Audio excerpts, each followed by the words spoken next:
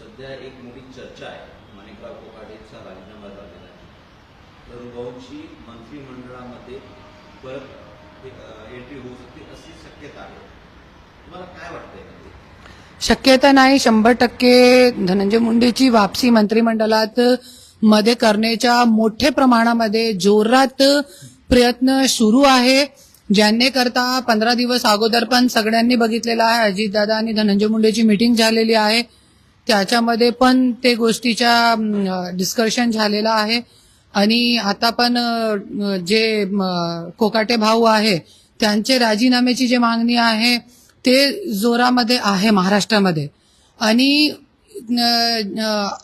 ते त्याच दिवशी धनंजय मुंडे अमित शाह साहेबांकडे गेले होते आणि तिथे पण हे मंत्रिपदासाठी त्या गेले होते आणि 100% त्यांची वापसी होणार आहे. माणिकराव कोकाटेंनी राजीनामा दिलाय. सर्वात प्रथम त्यांच्याकडून हाती काढून घेण्यात आली होती कारण त्यांनी राजीनामा दिलाय. तुम्हाला काय वाटतं? तुमचा फार विरोध होता धनंजय मुंडेंचा राजीनामाला किंवा त्या अनुसार तुमचा फार जोर होता किंवा तुम्ही आग्रह होता, तुमचा विरोध होता की त्यांची वापसी होऊ नये.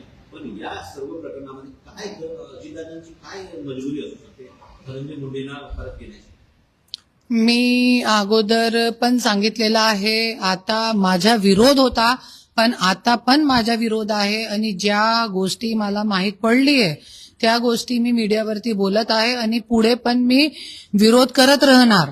आणि अजितदादाची जे मजबुरी आहे, आज जे पूर्ण राष्ट्रवादी आहे, मी अगोदर पण सांगितलेलं आहे की जे अजितदादा गटाची जे राष्ट्रवादी आहे हे धनंजय मुंडेचीही आहे. दाखवण्याचे जे आहे दात वेगळे आणि खाण्याचे दात वेगळे आहे. आणि 2019 मध्ये पण ज्यावेळे एक दिवसाची शपथ होती त्यावेळे पण धनंजय मुंडे सगळ्यांना घेऊन गेला होता.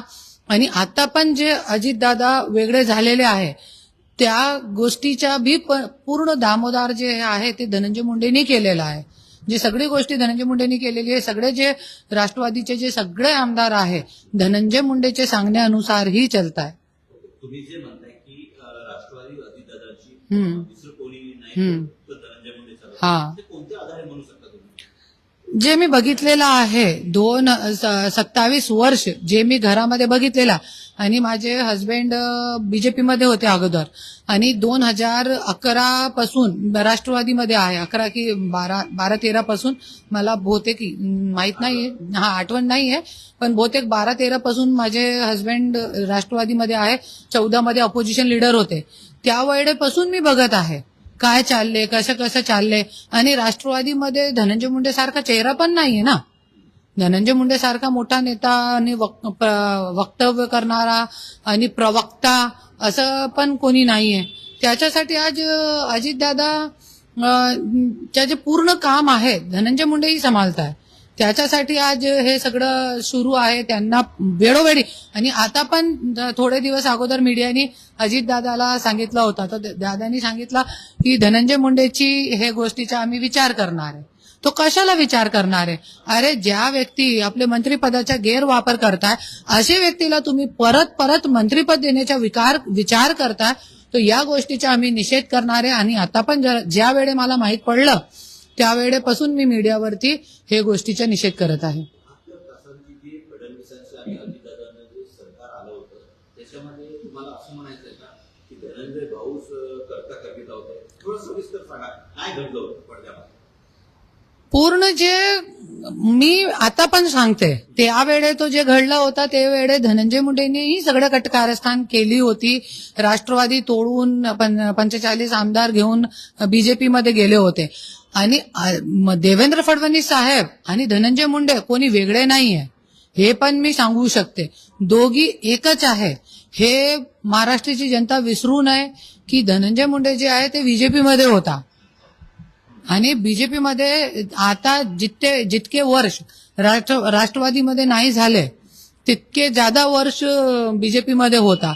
तो देवेंद्र फडणवीस साहेबांनी जे धनंजय मुंडेला सोडलेला आहे राष्ट्रवादीमध्ये, आणि राष्ट्रवादी आणि बीजेपी एकच आहे. तुम्हाला काय वाटतं आता म्हणजे भाऊची कमबॅक होईल किंवा वापसी होईल मंत्रिमंडळामध्ये वाटतंय? तुम्ही सामाजिक कार्यकर्त्यांनी विरोध केला होता, मसाजोगचं प्रकरण असो त्या अनुषंगाने दिल्लीमध्ये गट कारस्थान घडवून धनुभाऊची एंट्री होईल असं वाटतंय का तुम्हाला?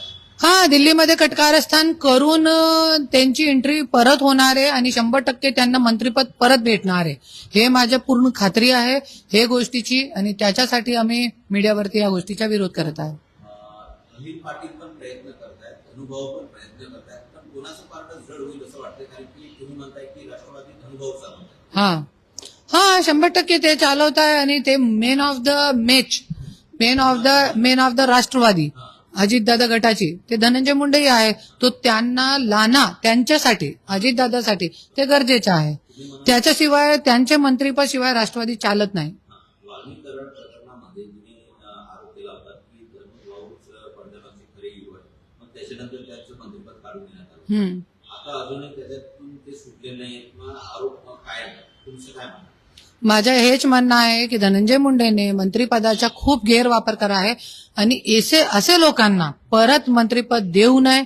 जरी दिला तर मी आपली भूमिका ठामपणे मांडणार आहे आणि देऊ देणार नाही त्यांना. तुम्हाला काय वाटतंय ज्या काही अजितदादांची राष्ट्रवादी डॅमेज होते, कोण करते अजितदादांना डॅमेज? कारण की धनुभाऊवरती आरोप झाले, माणिकराव कोकाटेंवरती आरोप झाले, राष्ट्रवादीचे नेते अडचणीत येताना पाहायला मिळतात. राष्ट्रवादीचे जे नेते आहेत ते अडचणीत मध्ये आहेच, पण आता सगळे उघडकीस होते हे मी बोलू शकते. क्योंकि तुम्ही बघू शकता राष्ट्रवादी मतलब जे अजितदादाचे पक्षामध्ये जितके आमदार खासदार आहे, तुम्ही सगळ्यांच्या रेकॉर्ड बघा, सगळे धनंजय मुंडे सारखे आहे. मी इतका पण बोलू शकते, खूप मोठी गोष्ट बोलते मी, पण 2-4 लोकांना सोडून सगळे सारखे आहे. तिथे हसन मुश्रीफ त्यांच्यावरती पण ईडी चौकशी आली होती. अरे तुम्ही काय करताय? ते आपला लातूरचे ते होते, एक नाव काय होता त्यांच्या, सोळंके ते पण तसंच, आणि धनंजय मुंडे तसंच. अजितदादाचे मुलगेने आता 1800 कोटीची जमीन खाल्ली. अरे कुठे चाललाय? ते सगळे भ्रष्ट आहे. पण आता जे आहे ते उघडकीस होत आहे. बीजेपी जे आहे ते उघडकीस करण्याचे काम करत आहे. महाराष्ट्राचे डोळ्यासमोर ह्यांची छबी काय आहे. पण मी हे पण बोलते की बीजेपी कशाला असे लोकांना घेऊन सरकार चालवते. जरी बीजेपी सक्षम आहे तर चांगलं काम करते बीजेपी. देवेंद्र भाऊच्या मी हे पण कौतुक करते की तुम्ही चांगलं काम करताय. जे भ्रष्ट लोक आहेत त्यांच्या जे लोकांचे समोर आणण्याचे प्रयत्न करतात ते चांगली गोष्ट आहे. पण ज्यावेळी गरज पडते तेच भ्रष्ट लोकांना तुम्ही मंत्रिमंडळामध्ये घेऊन तुम्ही ते एक भ्रष्टाचारचा मॉल काढून ठेवताय, आणि त्याच्यामध्ये कोणी भ्रष्टाचारी मंत्री आमदार येऊन आपली दुकान लावताय. हे सगळं महाराष्ट्रामध्ये सुरू आहे.